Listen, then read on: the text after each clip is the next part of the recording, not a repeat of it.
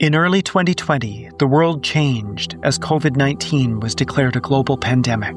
Streets emptied, museums closed, studios went dark. All at once, the pulse of the city stopped. Days blurred together and time lost its meaning.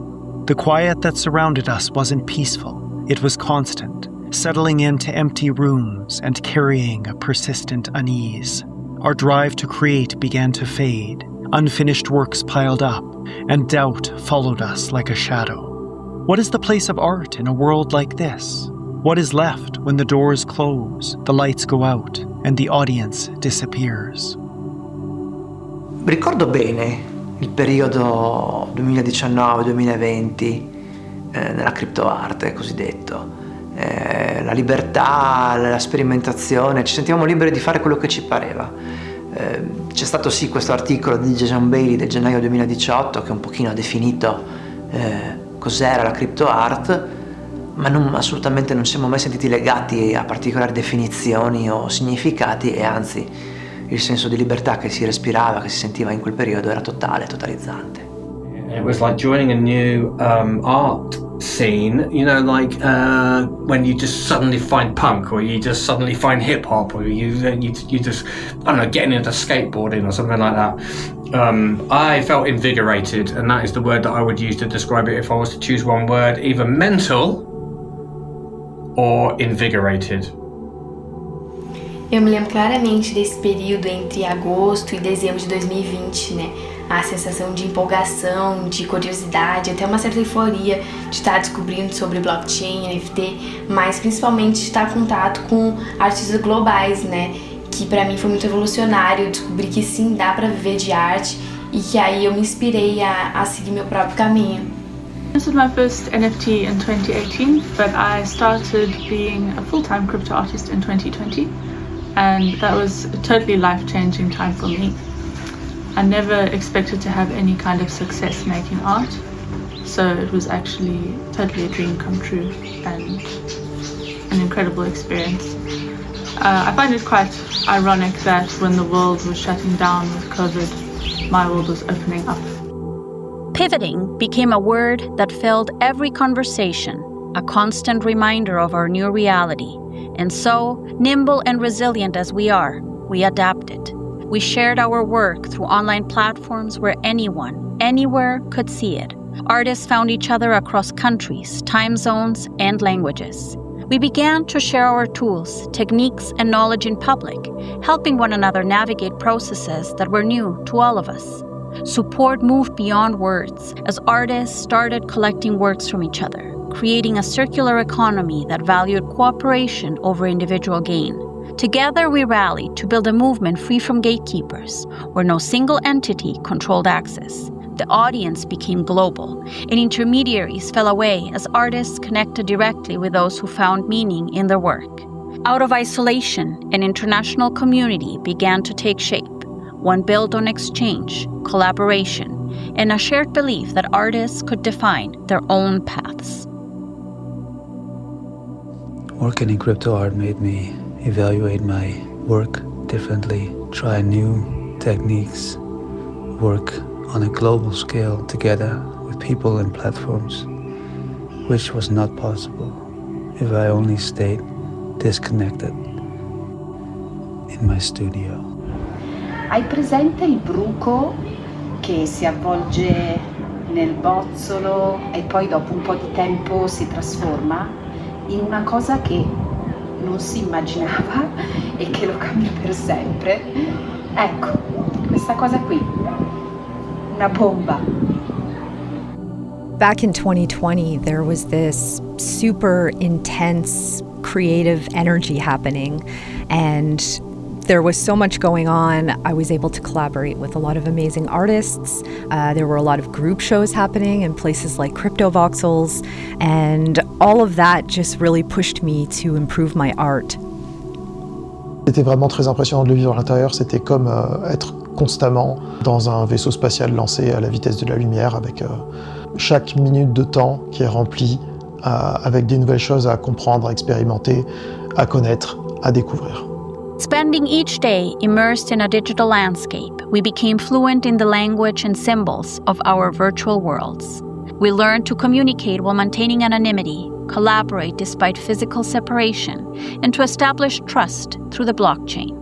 We built complex digital realms, one voxel at a time, and we use these spaces to share our art and creative energy. Embracing the promise of the blockchain, we designed a place where meaningful connections could grow, unbound by identity or distance. The first native exhibition spaces opened, allowing us to experience art immersively rather than by scrolling on our devices. The Bitcoin conference had just been canceled and there was a bunch of artists who needed a way to show their art. So I spun up a Crypto Voxels gallery called Get Out While You Stay In. And over the course of 3 days, I had 5,000 people come through, and it was a big rallying place for people to come together and look at art and forget about the world around us, and met so many great friends during that. So a lot of traditional artists didn't want to believe that art could have a value without physical support.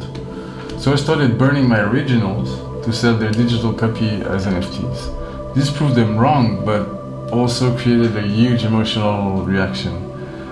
I think I've been called an art-burning Nazi motherfucker. This to this day is the best insult I've ever received. We hosted events and displayed works in 3D galleries, thrilled to finally have a space that we could call our own, a home where we could share our passion for crypto art while strengthening our global community. The blockchain ensured digital provenance, elevating the place of artists, preserving the authenticity of works, and maintaining records of ownership. We embraced the radical values offered by cryptoart: freedom from intermediaries, decentralization, global participation, experimentation, and a grassroots culture led by those within our community. Siento que en el 2020 estábamos sumergidos en cambios muy radicales y empezar a encontrarse con otros artistas de todos lados del mundo, a pensar y reflexionar sobre los cambios en las prácticas artísticas y saberse parte de eso fue muy gratificante y fue realmente muy hermoso. Y siento que hice A History of Crypto Art justamente para eso, para darle un reconocimiento a los artistas de este espacio y a toda esta comunidad. What cryptoart gave to me was freedom and friendship. I entered the cryptoart space early in 2018, and it just immediately felt like home. So many, unique, talented, like-minded artists and collectors. And the most important thing is that over the years we've become actually really good friends in real life too. Je pense qu'on était moins d'une centaine à se retrouver et à redéfinir en fait redéfinir ce qu'était l'art, redéfinir ce que voulait dire être un artiste. Et on a défini en fait très très vite ces fondations, en tout cas les questionnements qui ont été à la base du mouvement qui s'est déroulé après, les années d'après. Avec les NFT, avec ces questions sous-jacentes de liberté, de communauté, de rêve et d'idéal. Those times where, the community was very small, it was COVID time, of course, and there was a lot of social distancing happening, and yet we were all reaching across the borders, connecting with each other, helping each other. It was a small community, and yet a lot of creativity. Y a partir de criptoarte, empecé a crear empresa, ganancias, pagar mi hipoteca y subsistir. Así que mucho agradecimiento a todos los coleccionistas que me han dado su apoyo, a los artistas, a la comunidad y viva el mundo descentralizado. Ciao. Meine Reise in die NFT-Kunst begann ja schon 2017 mit Steemit. Und damals sind schon viele wundervolle Freundschaften entstanden, die bis heute gehalten haben. Und dann kam ja diese Aufbruchsstimmung mit vielen neuen Möglichkeiten. Und man hatte dann wirklich das Gefühl, Teil von etwas ganz, ganz Großem zu sein, das hier gerade entsteht. Eine echt tolle Zeit. Crypto art was a very different role for me. I grew up in a game of race where winning was the only thing that mattered. But COVID happened and life paused. All my plans, A, B, C, D, everything shattered. So that's when I got the opportunity to explore this space properly and seriously. Hailed as the patron saint of crypto art, a lot of money embodied the values behind this movement. A self-described NFT machine, he was a prolific creator who experimented with many digital mediums. He had an affinity for collaboration and used his malleable style to partner with countless artists. A lot of Money's works are unmistakable. Absurd and irreverent, they mock all aspects of society. On Twitter, he shared a perspective that was both hilarious and astute, enriching Web3 culture while exposing its idiosyncrasies. In February of 2022, A Lot of Money announced that he had been diagnosed with cancer. Upbeat and unflappable, his message masked the severity of his illness.